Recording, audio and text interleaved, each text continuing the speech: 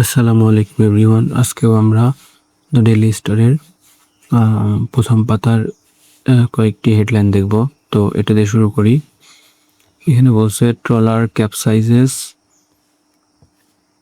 ক্যাপসাইজেস in Padma, 1 person missing, 23 cows swept away।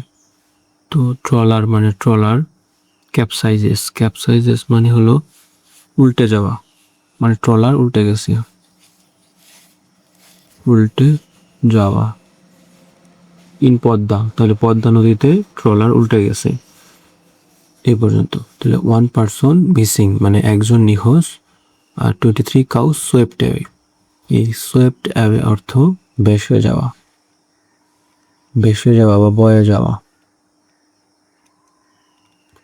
বা বয়ে যাওয়া। তাহলে 23 cows swept away মানে 23টি গরু ভেসে গিয়েছে বা বয়ে গিয়েছে। এরপরে Iran commute to World Cup games from Mexico after US refusal, Schoenbaum says. Iran, তাহলে ইরান টু কমিউট টু, এখানে কমিউট টু অর্থ যাতায়াত করা বা বিনিময় করা, এরকম কিছু। তাহলে এটা যাতায়াত করা। ইরানকে যাতায়াত করতে হবে কোথায়? ওয়ার্ল্ড কাপ গেমস মানে ওয়ার্ল্ড কাপ খেলায়, ফ্রম মেক্সিকো। তাহলে ফ্রম মেক্সিকো মানে মেক্সিকো থেকে না, মেক্সিকো হয়ে। তাহলে ইরানকে মেক্সিকো হয়ে ওয়ার্ল্ড কাপ গেমসে যাতায়াত করতে হবে। আফটার ইউএস রিফিউজাল, আমেরিকার রিফিউজাল অর্থ প্রত্যাখ্যান, আমেরিকার প্রত্যাখ্যানের পর। শোয়েনবাম সেস, কে বলেছি? শোয়েনবাম। আচ্ছা, তারপর এটা ইউএস লঞ্চেস ফ্রেশ স্ট্রাইকস। আমরা জানি স্ট্রাইক মানে কি? স্ট্রাইক মানে হামলা। তাহলে ইউএস লঞ্চেস ফ্রেশ স্ট্রাইক, তাহলে আমেরিকা নতুন হামলা করেছে কোথায়? অন ইরানের উপর। কখন করলো? অ্যাজ টক টু এন্ড মানে যখন আলোচনা শেষ হবে এরকম।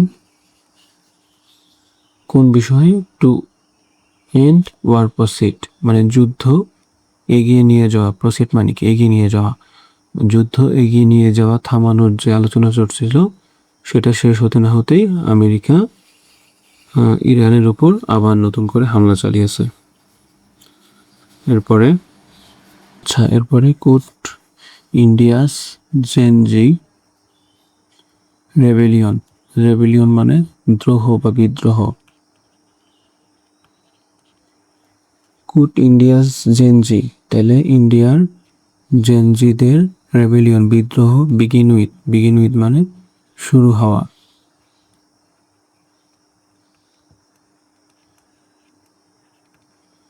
উইথ ককরোচ মানে তেলাপোকা। তাহলে ভারতের জেনজিদের বিদ্রোহের শুরু কি তেলাপোকার মাধ্যমে হতে চলেছে? এবং সর্বশেষ এখানে বলছে সেভ ফ্রম ট্রাফিকিং। অ্যাসপায়ারিং মানে উচ্চাকাঙ্ক্ষী বা আশাবাদী বা প্রত্যাশী, এরকম। তাহলে আশাবাদী বা প্রত্যাশী।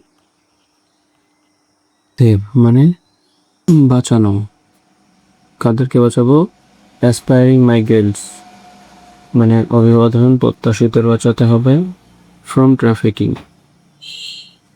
ট্রাফিকিং মানে হলো পাচার করা। তাই অভিবাসন প্রার্থীদের বা অভিবাসন প্রত্যাশীদের পাচার হওয়ার থেকে বাঁচান।